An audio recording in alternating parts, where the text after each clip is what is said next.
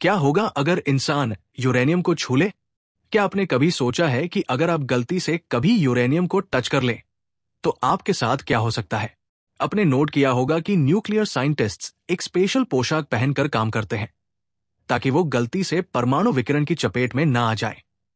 आज इस वीडियो में हम बात करेंगे रेडियम और यूरेनियम के बारे में, क्योंकि दोनों ही रेडियो एक्टिव नेचर के होते हैं। ये वीडियो बहुत ही नॉलेजेबल और इंटरेस्टिंग होने वाली है, जिसमें आपको यूरेनियम और रेडियम के बारे में इंपॉर्टेंट जानकारी प्राप्त होगी। अपने रेडियम से बने हुए प्रोडक्ट्स का कभी न कभी तो यूज किया होगा, जैसे कि रेडियम स्टिकर्स।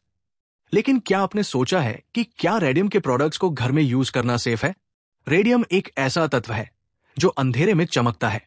ये चमक किसी जादू की वजह से नहीं, बल्कि एक वैज्ञानिक प्रक्रिया की वजह से होती है। जब भी हम रेडियम की बात करते हैं तो एक बहुत महत्वपूर्ण चीज समझना जरूरी होता है, इसका रेडिएशन और इसकी हाफ लाइफ। रेडियम एक रेडियोधर्मी तत्व है जो अपने आप डिके करता रहता है। इस डी के प्रोसेस में ये अल्फा, बीटा और गामा रेज एमिट करता है। जब ये विकिरण किसी फॉस्फोरेसेंट सामग्री के साथ संपर्क करता है तब वो चमकने लगती है। इसी वजह से पुराने समय में घड़ियों और साइन बोर्ड में रेडियम पेंट का उपयोग किया जाता था ताकि वे अंधेरे में भी दिखें। अब सवाल ये उठता है कि अगर रेडियम इतनी रेडिएशन एमिट करता है तो ये हानिकारक क्यों नहीं होता? इसका जवाब यह है कि रेडियम वैसे तो एक मजबूत रेडियो एक्टिव एलिमेंट है, लेकिन अगर ये कंट्रोल्ड वातावरण में हो तो ज्यादा नुकसान नहीं करता। छोटी मात्रा में ये हानिकारक नहीं होता, लेकिन अगर इसे सीधे संभाला जाए या बहुत समय तक संपर्क हो तो ये खतरनाक हो सकता है।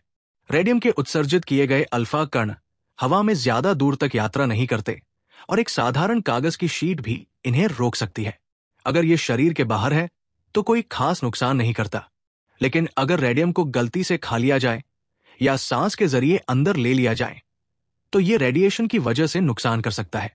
अर्ध जीवन का अर्थ होता है कि किसी रेडियोधर्मी तत्व का आधा भाग कितने समय में क्षय हो जाता है। रेडियम 226, जो सबसे सामान्य आइसोटोप है, उसका अर्ध जीवन 1600 वर्ष होता है। इसका मतलब यह है कि अगर आज हमारे पास 10 ग्राम रेडियम है तो 1600 साल बाद ये केवल 5 ग्राम बचेगा और फिर अगले 1600 साल बाद ये 2.5 ग्राम रह जाएगा। आज के समय में रेडियम का उपयोग पहले जैसा नहीं होता, क्योंकि हमारे पास और भी उन्नत और सुरक्षित विकल्प उपलब्ध है। लेकिन फिर भी कुछ मेडिकल ट्रीटमेंट्स, विशेष रूप से कैंसर थेरेपी में रेडियम का उपयोग किया जाता है। रेडियम के समस्थानिकों से निकलने वाला विकिरण कैंसर कोशिकाओं को नष्ट करने के लिए यूज किया जाता है। रेडियम एक आकर्षक तत्व है जो अंधेरे में चमकता है और रेडियो एक्टिव नेचर का होता है। नियंत्रित उपयोग में ये हानिकारक नहीं होता, लेकिन अगर ये शरीर के अंदर चला जाए या ज्यादा संपर्क हो तो ये स्वास्थ्य के लिए खतरनाक हो सकता है। इसी वजह से आज के समय में रेडियम का उपयोग सीमित हो गया है, लेकिन इसका वैज्ञानिक महत्व अब भी बना हुआ है। एक सवाल यह भी है कि क्या घर के अंदर रेडियम स्टिकर्स का उपयोग करना सेफ है? रेडियम स्टिकर्स जो अंधेरे में चमकते हैं तब तक सुरक्षित होते हैं जब तक वे actual radio active material contain नहीं करते। आजकल के अधिकतर glow in the dark stickers में फॉस्फोरेसेंट पदार्थ जैसे स्ट्रोंशियम एल्यूमिनेट या जिंक सल्फाइड होते हैं, जो रोशनी को अवशोषित करके धीरे धीरे छोड़ते हैं, जिससे चमक उत्पन्न होती है। ये पदार्थ बिल्कुल सुरक्षित और गैर विषाक्त होते हैं और घर की सजावट के लिए उपयोग किए जा सकते हैं। इसलिए प्रोडक्ट के लेबल को ध्यान से पढ़ें। यदि इन पर फॉस्फोरेसेंट या ल्यूमिनस लिखा हो और इसमें रेडियो एक्टिव मटीरियल का जिक्र न हो तो ये सुरक्षित है। अब बात करते हैं यूरेनियम के बारे में और जानते हैं कि यूरेनियम में ऐसा क्या होता है जो इसको इतना यूनिक बना देता है। यूरेनियम की रेडियो एक्टिविटी इसके एटॉमिक न्यूक्लियस की अस्थिरता के कारण होती है। ये अस्थिरता इसका बड़ा एटॉमिक स्ट्रक्चर, प्रोटॉन्स और न्यूट्रॉन्स की संख्या और वीक न्यूक्लियर फोर्सेस के कारण होती है। यूरेनियम एक भारी तत्व है जिसका एटॉमिक नंबर 92 है। इसका मतलब है कि इसमें 92 प्रोटॉन और बड़ी संख्या में न्यूट्रॉन होते हैं। इतनी बड़ी संख्या में प्रोटॉन होने से नाभिक में धनावेश पॉजिटिव चार्ज बहुत अधिक हो जाता है। ये प्रोटॉन्स के बीच इलेक्ट्रोस्टैटिक रिपल्सिव बढ़ा देता है, जिससे एटम अनस्टेबल हो जाता है। एटम स्टेबल होने के लिए प्रोटॉन्स और न्यूट्रॉन्स का एक निश्चित अनुपात होना चाहिए। यूरेनियम जैसे भारी तत्वों में न्यूट्रॉन्स की संख्या प्रोटॉन से अधिक होती है, लेकिन ये अनुपात स्थिरता बनाए रखने के लिए पर्याप्त नहीं होता।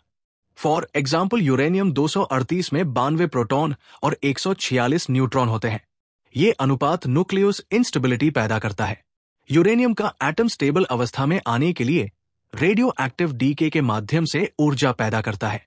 यूरेनियम का नाभिक हीलियम न्यूक्लाई छोड़कर या गामा किरणों का उत्सर्जन करके धीरे धीरे स्थिर तत्वों जैसे लेड में परिवर्तित होता है। ये प्रक्रिया इसके रेडियोधर्मी होने का प्रमाण है। यूरेनियम 238 की हाफ लाइफ लगभग 4.5 बिलियन वर्ष है। इसका मतलब है कि यह बहुत धीमी गति से विखंडित होता है, लेकिन फिर भी ये रेडियोधर्मी है। हाफ लाइफ का मतलब होता है किसी रेडियो एक्टिव सब्सटेंस का वो टाइम जिसमें उसका आधा मास डिके हो जाता है। इसका मतलब यह है कि रेडियो एक्टिव मटेरियल्स टाइम के साथ अपनी प्रॉपर्टीज चेंज करते हैं और वीक होते हैं। किसी भी एलिमेंट की स्टेबिलिटी और उसकी एज को समझने के लिए हाफ लाइफ एक इंपॉर्टेंट कॉन्सेप्ट है। जैसे यूरेनियम 238 की हाफ लाइफ लगभग 4.5 बिलियन ईयर्स है। इसका मतलब यूरेनियम 238 का आधा पार्ट इतने टाइम के बाद डिके होकर थोरियम 234 में बदल जाता है। इसी तरह हाफ लाइफ के कॉन्सेप्ट से हम एस्टेरॉइड और दूसरे सेलेस्टियल ऑब्जेक्ट्स की एज का अंदाजा लगा सकते हैं। यूरेनियम एक नेचुरल रेडियो एक्टिव एलिमेंट है जो धरती के क्रस्ट में मिलता है। इसका एटॉमिक नंबर 92 है और ये पीरियोडिक टेबल में एक्टिनाइड सीरीज का पार्ट है। यूरेनियम का सबसे कॉमन आइसोटोप है यूरेनियम 238, लेकिन यूरेनियम 235 भी एक इंपॉर्टेंट आइसोटोप है जो न्यूक्लियर एनर्जी और वेपन्स के लिए यूज होता है। यूरेनियम 238 की हाफ लाइफ 4.5 बिलियन ईयर्स है, जो इसे यूनिवर्स के सबसे स्टेबल रेडियो एक्टिव एलिमेंट्स में से एक बनाती है। इसका मतलब है कि यूरेनियम 238 का आधा मास इतने लंबे टाइम के बाद डिके करेगा। इस डिके की प्रोसेस में ये थोरियम 234, रेडियम और लेड जैसे एलिमेंट्स में बदलता है। इसी वजह से यूरेनियम को जियोलॉजिकल क्लॉक के रूप में भी यूज किया जाता है, जो पुराने रॉक्स की एज को मेजर करने में काम आता है। अब बात करते हैं इस आर्टिकल के सबसे इंपॉर्टेंट सवाल की। अगर इंसान यूरेनियम को छू ले तो क्या होगा? अगर आपने एक छोटी क्वांटिटी का यूरेनियम बेयर हैंड से छू लिया तो तुरंत कोई बड़ा प्रॉब्लम नहीं होगा, क्योंकि यूरेनियम से निकलने वाली रेडिएशन की इंटेंसिटी कम होती है। लेकिन ये रेडियो एक्टिव मटीरियल है, इसलिए अगर किसी तरह ये बॉडी के अंदर चला गया, जैसे कट के जरिए या गलती से इनहेल करने के कारण, तो बहुत नुकसान हो सकता है। Uranium mainly alpha radiation emit करता है। अल्फा रेडिएशन हवा में ज्यादा दूर नहीं जा सकती, लेकिन अगर ये स्किन के अंदर चली गई तो डीएनए तक डैमेज हो सकता है। टर्म एक्सपोजर से रेडिएशन पॉइजनिंग हो सकती है, जो कैंसर और दूसरे हेल्थ इश्यूज का कारण बन सकती है। यूरेनियम सिर्फ रेडियो एक्टिव ही नहीं, बल्कि केमिकली भी टॉक्सिक होता है।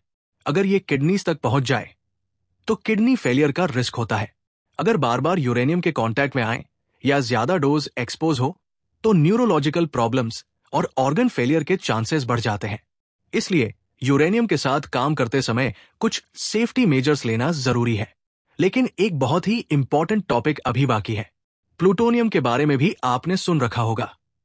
प्लूटोनियम एक मैनमेड तत्व है जिसकी परमाणु संख्या 94 होती है।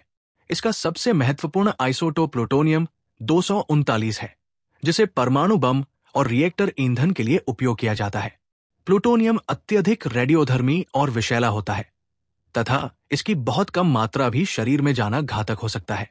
यूरेनियम 238 की हाफ लाइफ 4.5 बिलियन वर्ष होती है, जिसका मतलब यह बहुत धीमी गति से डीके होता है। प्लूटोनियम 239 की हाफ लाइफ 24,110 वर्ष होता है, जो इसे अधिक सक्रिय और हाईली रेडियो एक्टिव बनाता है। प्लूटोनियम की अल्फा रेडिएशन बहुत ज्यादा खतरनाक होती है, खासकर अगर ये शरीर के अंदर चली जाए। यूरेनियम 235 और प्लूटोनियम 239 दोनों ही परमाणु बम बनाने के लिए इस्तेमाल किए जाते हैं। हिरोशिमा पर गिराए गए लिटिल बॉय बम में यूरेनियम 235 था और नागासाकी पर गिराए गए फैट मैन बम में प्लूटोनियम 239 का इस्तेमाल किया गया था। प्लूटोनियम बम छोटी मात्रा में भी अधिक शक्तिशाली विस्फोट कर सकता है। उम्मीद है कि वीडियो में दी गई जानकारी आपको पसंद आई होगी।